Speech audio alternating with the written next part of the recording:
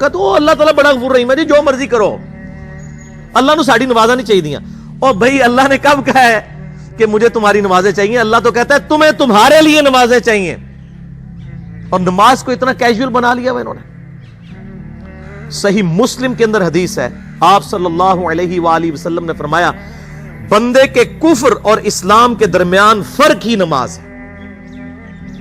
جو نماز پڑھتا ہے وہ مسلمان ہے، اور جو نماز نہیں پڑھتا وہ پاکستان کے شناختی کارڈ میں مسلمان ہے، اللہ کی ڈیفینیشن میں وہ عملاً کافر ہے. صحیح مسلم انٹرنیشنل نمبرنگ کے مطابق 246 نمبر حدیث ہے. آپ جا کے پی ڈی ایف کھول لیں، اسلام 360 میں جا کے 246 نمبر حدیث صحیح مسلم کتاب الایمان چیپٹر میں کھول کے دیکھ لیں کہ بندے کے کفر اور اسلام، شرک اور اسلام کے درمیان فرق ہی نماز ہے. آپ بے شک اپنے آپ کو مسلمان کلیم کرتے رہے، لیکن وہ شناختی کارڈ والا مسلمان ہے، نکاح طلاق والا مسلمان ہے، اس کا جنازہ بھی پڑھ دیا جائے گا، پیدا ہوگا اذان بھی دے دی جائے گی. اللہ کے حضور وہ مسلمان نہیں ہے، وہ بس کلمے کا ہی ہم احترام کرتے ہیں، ادروائز تو عملاً کافر ہے وہ. اسی طریقے سے جامعہ ترمذی میں حدیث ہے، سنن نسائی کے اندر حدیث ہے، سنن ابن ماجہ کے اندر حدیث ہے کہ آپ صلی اللہ علیہ وآلہ وسلم نے فرمایا جس نے نماز چھوڑ دی گویا اس نے کفر کیا. من ترک الصلاۃ متعمدا فقد کفر. اب اس سے زیادہ اور کیا سخت بات کی جائے کہ کسی کو یقین آئے کہ جس نے جان بوجھ کے نماز چھوڑ دی اس نے کفر کیا. اب جان بوجھ کے یہ نہ سمجھیے گا کہ جی میں بال بچیاں دے کمائی کرتا رہنا تھا، منو ٹائم نہیں ملتا.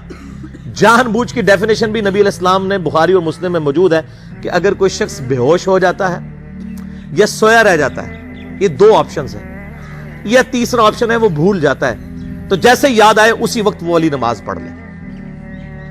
لیکن جو شخص دنیا کو ٹاپ پرائورٹی مانتا ہے، اپنا آفس چھوڑنے کے لیے تیار نہیں، اپنا کلینک چھوڑنے کے لیے تیار نہیں ہے، اور اپنی دکان چھوڑنے کے لیے تیار نہیں ہے نماز کے لیے، تو ظاہر ہے کہ وہ تو اپنے آپ کو دھوکہ دے رہا ہے. اللہ تعالیٰ تو اپنے معاملات کے اندر بالکل سٹریٹ فارورڈ ہے، بالکل یہ ذہن میں رکھ لیں.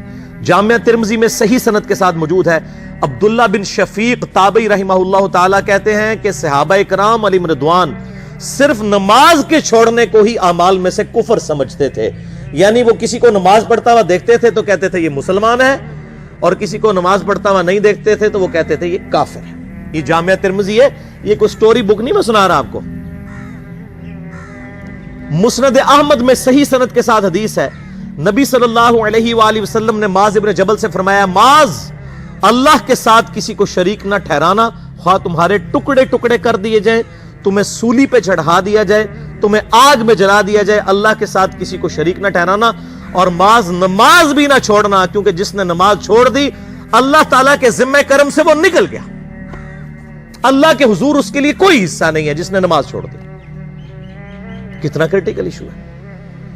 اور اسی طریقے سے مسند احمد میں ہی ایک اور حدیث ہے کہ آپ صلی اللہ علیہ وآلہ وسلم نے فرمایا جس شخص نے اپنی زندگی میں نماز کی حفاظت کی، قیامت والے دن وہ نماز اس کے لیے نور ہوگی، نجات ہوگی، اور اس کے حق میں دلیل ہوگی.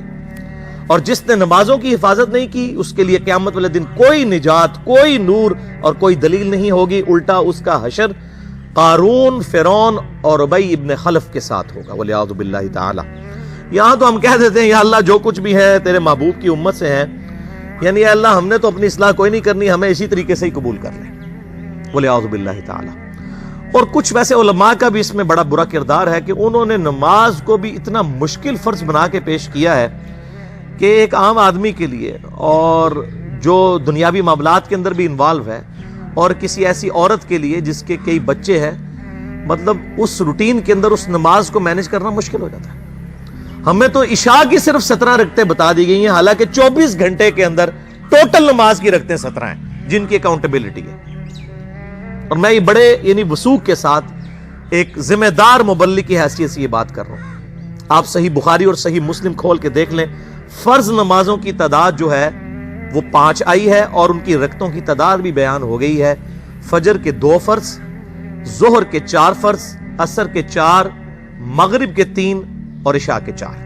اور سفر میں سارے 2 فرض ہیں، مغرب کے 3 ہیں. یہ ٹوٹل 17 رکھتے ہیں جن کی اکاؤنٹیبلٹی ہے. باقی جنہ گڑ پاؤ گے انہ میٹھا، وہ ساری نفلی عبادت ہے. وہ بخاری اور مسلم دونوں میں حدیث ہے، جس نے فرض کے علاوہ 12 رکعتوں میں استقامت کی، اور وہ 12 رکعتیں آپ صلی اللہ علیہ وآلہ وسلم نے پڑھ کے بھی بتائیں، اور امہات المومنین میں سے سیدہ عائشہ نے، سیدہ ام سلمہ نے، سیدہ ام حبیبہ رضی اللہ عنہن نے روایت بھی کی کہ 2 فجر سے پہلے، 4 ظہر سے پہلے، 2 ظہر کے بعد، 2 مغرب کے بعد، 2 عشاء کے بعد، یہ 12 سنت موقدہ، جس نے یہ پڑھی اسے جنت میں محل ملے گا۔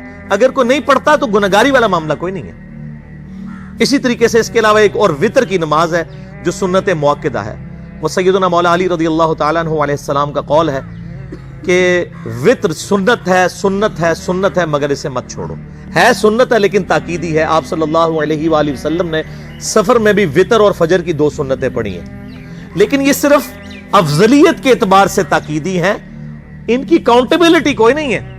البتہ یہ ضرور ہے، سنن ابی داؤد میں ایک حدیث ہے کہ جس کی قیامت والے دن فرضوں میں کوتاہی نکل آئے گی تو اللہ تعالیٰ فرمائے گا میرے بندوں کی جو نفلی اور سنت عبادت ہے اس کو تول لو اور فرضوں کے ایکویلنٹ قبول کر لو۔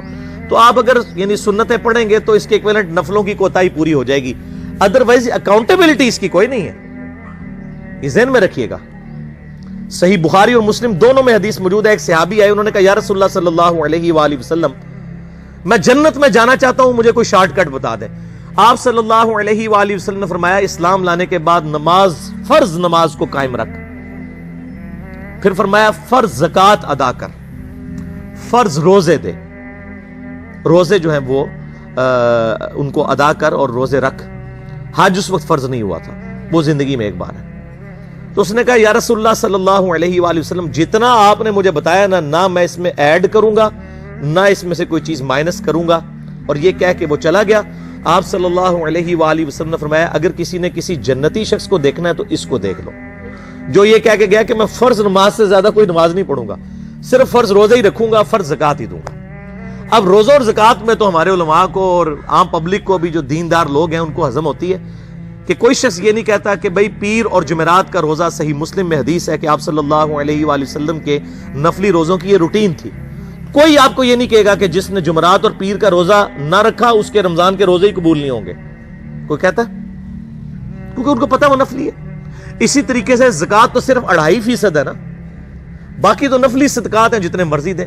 کوئی شخص نہیں کہتا کہ نفلی صدقہ نہ دیا تو آپ کی زکوٰۃ بھی قبول نہیں ہوگی، الٹا یہ کہتے ہیں اور بس جی زکوٰۃ دے لو تو باقی سارا مال پاک ہے۔ لیکن جب فرض نماز کی باری آتی ہے تو اس وقت وہ 12 رکھتے بھی سنت موقدہ بیچ میں گھسیٹ دیتے ہیں، وہ بھی صرف فضیلت ہے۔ ٹوٹل 17 رکھتے ہیں، 2 فجر کی، 4 ظہر، 4 عصر، 3 مغرب، 4 عشاء۔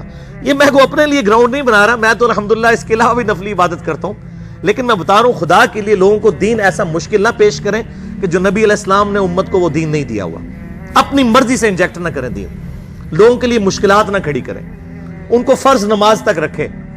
پھر انشاءاللہ کئی لوگوں کو میں نے اس نے نماز شروع کروائی، انہوں نے سنت نماز بھی، نوافل بھی شروع کر دیے، لیکن آپ کم از کم وہ ڈیٹم لیول تو اچیو کروائیں لوگوں کا۔ لیکن فرض نماز کی باری آتی ہے کہتے ہیں نہیں جی سنتے بھی حصہ ہیں، کہاں سے میرے بھائیوں حصہ ہیں؟ وہ 17 رکھتے ہیں، سنتیں پڑھیں گے ثواب ہے، نہیں پڑھتے گناہ کوئی نہیں ہے۔ تو کم از کم فرض تو ادا کریں، اس کے لیے آپ کو ٹوٹل 24 گھنٹے میں میرا خیال ہے 40 منٹ بھی نہیں چاہیے فرض پڑھنے کے لیے۔ تو اس کے اوپر تو استقامت کم از کم ہم اختیار کریں، اور چھوٹی چھوٹی جو نٹی گٹیز ہیں ان کو تو ہم نے اتنا فالو کیا ہوا ہے، اور فرض نماز کے بارے میں ہم اتنے کیجول ہو جاتے ہیں۔ تو یہ فرض نماز کی امپورٹنس اس حوالے سے ضروری تھی، اس لیے میں نے ساتھ ہی بیان کر دی۔